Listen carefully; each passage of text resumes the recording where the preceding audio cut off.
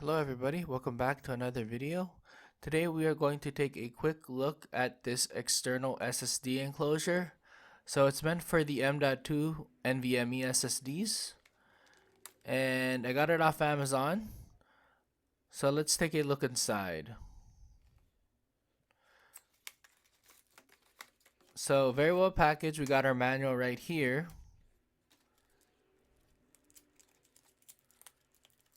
So it looks like it's supposed to be an aluminum enclosure. So I'm assuming it's going to be plastic inside though. So let me pop this open. Very nice. So one great thing about this is that it comes with a USB to USB-C, and you also have your USB-C to USB-A cable. So let me lay it out for you. So that's what it looks like.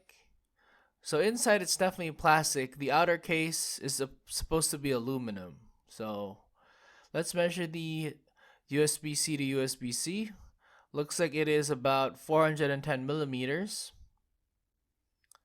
Let's take a look at the USB-C to USB-A cable. It's about the same. I would say about 410 millimeters as well.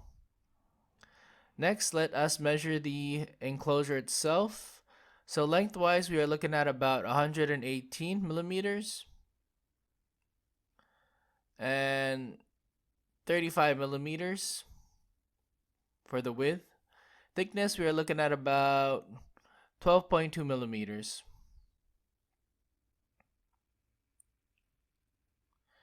So it can handle 2242s, 2260s, and 2280s. I'm probably going to be using it for mostly 2280s. You know, if I need to reformat or check M.2 SSD.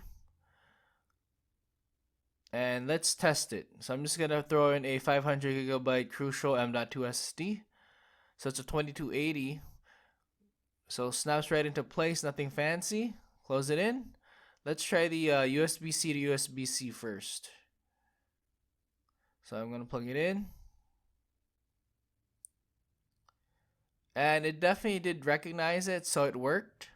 As you can see right here, I took a screenshot. So far so good. Now let's try the USB-C to USB-A.